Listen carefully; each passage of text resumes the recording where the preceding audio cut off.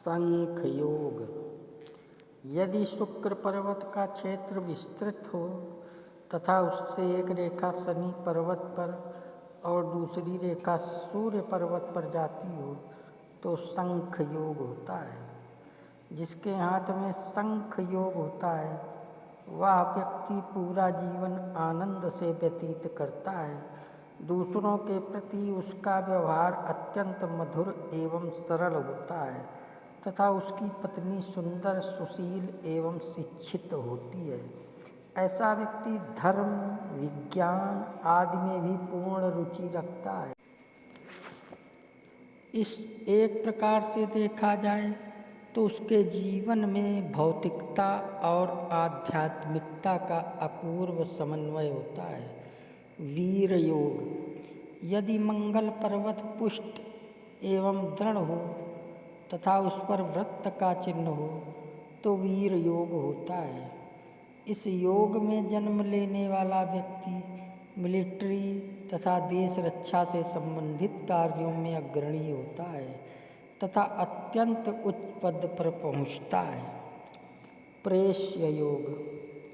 यदि हाथ में भाग्य रेखा का अभाव हो तो प्रेष्य योग होता है।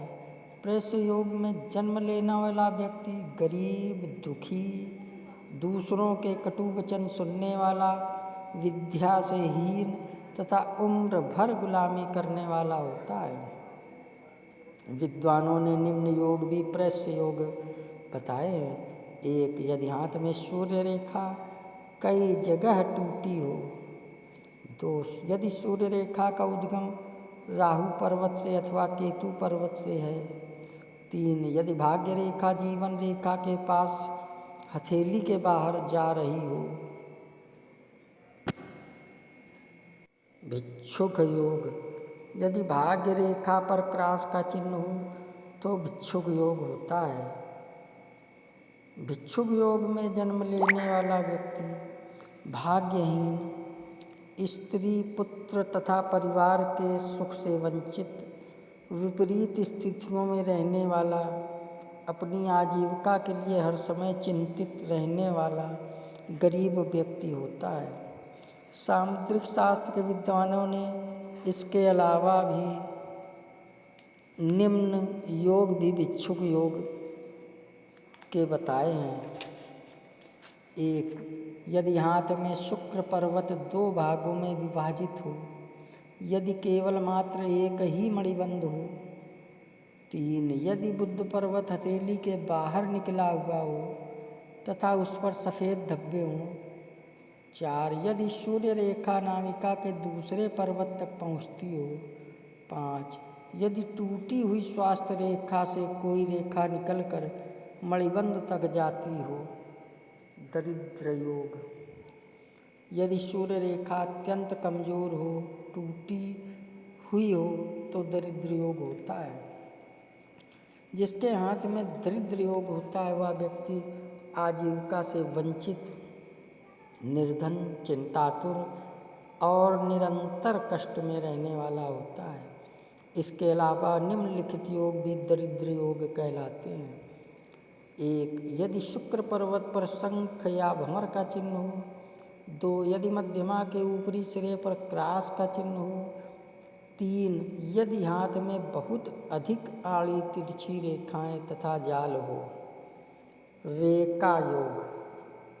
यदि हथेली उथली हो तथा हथेली के बीच में वर्ग का चिन्ह हो तो रेखा योग होता है। इस योग में जन्म लेने वाला व्यक्ति कमज़ोर, स्मरण शक्ति रखने वाला, मलिन बुद्धि एवं लगभग मूर्ख होता है। धन के लिए यह हमेशा परेशान रहता है तथा इसका स्वभाव चिड़चिड़ा हो जाता है, जिसकी वजह से यह हमेशा परेशान रहता है। एक प्रकार से देखा जाए तो यह व्यक्ति चतुर, विवादी, चुगलखोर तथा आलस्य के कारण लापरवाही बरतने वाला सौभाग्यहीन होता है। पंडितों ने इसके अलावा निम्नलिखित योग भी रेखा योग माने जाते हैं। यदि हथेली हाथ में शुक्र तथा गुरु पर्वत अत्यंत कमज़ोर हो तथा उस पर सफ़ेद बिंदु हो। 2 यदि हाथ में 2 से अधिक त्रिभुज चिन्ह हो। 3 बुध पर्वत पर क्रास का चिन्ह हो और उसके नीचे बिंदु हो। हाथ की उंगलियां तथा अंगूठे छोटा हो, उसके नाखून पीले अथवा छोटे तथा लगभग गोल हों। राजभंग योग। हस्तरेखा शास्त्र के अनुसार निम्नलिखित योग राजभंग योग कहलाते हैं। यदि उंगलियों की गांठें फूली हुई हों तथा लगभग बाहर बढ़ी हुई हों। 2 यदि सभी उंगलियां चिपटी हों तथा तर्जनी पर सफ़ेद बिंदु हो। 3 यदि नाखूनों के अग्रभाग चपटे तथा अंदर की ओर धसे हुए हों। 4 यदि अंगूठे के पहले पर्व पर 3-4 लंबी रेखाएं हों। 5 यदि उंगलियों के अग्रभाग आगे की ओर झुके हुए हों। 6 यदि हथेली बहुत मोटी और सख्त हो तथा उंगलियां छोटी छोटी हों। यदि सभी उंगलियां कठोर, लंबी तथा दबी हुई हों और उनके जोड़ भट्टे हों। 8 यदि चंद्र पर्वत पर 2 त्रिकोण हों तथा दोनों के बीच में बिंदु का चिन्ह हो। 9 यदि शुक्र पर्वत हथेली के बाहर की ओर निकला हुआ हो। 10 यदि स्वास्थ्य रेखा से कोई पतली रेखाएं निकलकर नीचे की ओर जा रही हों। 11 यदि मस्तिष्क रेखा कमजोर हो तथा उस पर काले बिंदु हों। 12 यदि गुरु तथा सूर्य की रेखाएं लहरदार हों। 13 यदि हाथ के मध्य में जाली हो तथा इसी प्रकार की जाली सूर्य पर्वत पर भी हो। 14 यदि सभी उंगलियों के प्रथम पर्व पर नक्षत्र के चिन्ह हों। 15 यदि गुरु पर रेखा सीढ़ीदार हो। 16 यदि सूर्य रेखा के नीचे द्वीप का चिन्ह हो। 17 यदि शुक्र रेखा तथा चंद्र रेखा धब्बेदार हो। 18 यदि सूर्य रेखा का प्रारंभ फुंदनेदार हो। 19 यदि हाथ में बुध पर्वत पर जाली का चिन्ह हो तथा उसके प्रथम पर्व पर बिंदु हो। 20 यदि शनि पर्वत पर एक दूसरे को काटती हुई अस्त व्यस्त रेखाएं हों। 21 यदि चंद्र पर्वत पर शनि का चिन्ह हो। 22 यदि सूर्य पर्वत तथा बुध पर्वत का हाथ में अभाव हो। 23 यदि बुध पर्वत पर वृत्त का चिन्ह हो। 24 यदि ऊर्ध्व मंगल पर क्रास, धब्बा या जाली हो।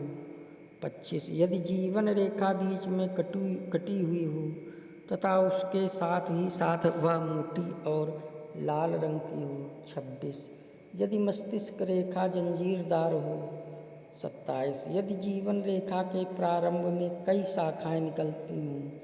28 जीवन रेखा से एक रेखा फुंदनेदार होकर चंद्र पर्वत की ओर जा रही हो। 29 यदि हृदय रेखा 2-3 जगहों से टूटी हुई हो। 30 यदि बृहस्पति और शनि के बीच में चक्र का चिन्ह हो। 31 यदि मस्तिष्क रेखा पीली तथा कमजोर हो। 32 यदि हृदय रेखा तथा जीवन रेखा के बीच क्रास का चिन्ह हो। 33 यदि मस्तिष्क रेखा कमजोर, तंग सी होकर हथेली के पार जा रही हो। 34 यदि जीवन रेखा चंद्र पर्वत की ओर झुक रही हो तथा तर्जनी पर तारे का चिन्ह हो। 35 यदि दोनों हाथों में मस्तिष्क रेखा जरूरत से ज़्यादा कमजोर तथा टूटी हुई हो। 36 यदि मस्तिष्क रेखा पर सफ़ेद धब्बे हों। फल हाथ में चाहे कितने ही अच्छे योग हों, परंतु यदि उसके हाथ में राजभंग योग भी हो तो वह जातक दुखी, परेशान, चिंतित तथा दरिद्र जीवन व्यतीत करने वाला होता है। राजराजेश्वर योग यदि हथेली में सूर्य पर्वत विकसित हो और सूर्य रेखा के मध्य में आकर शुक्र पर्वत की ओर जाती हो तथा रेखा पर किसी प्रकार की बाधा न हो तो राजराजेश्वर योग होता है। फल जिसके हाथ में राजराजेश्वर योग होता है वह व्यक्ति पूर्ण सुखी, सफल, धनवान तथा विविध ऐश्वर्य का भोग करने वाला होता है। टिप्पणी निम्न योग विषय में इससे संबंधित हैं। यदि हथेली लंबी हो तथा उंगलियों के बीच में संधि ना हो, दो यदि अनामिका और कनिष्ठिका उंगलियां बराबर हों।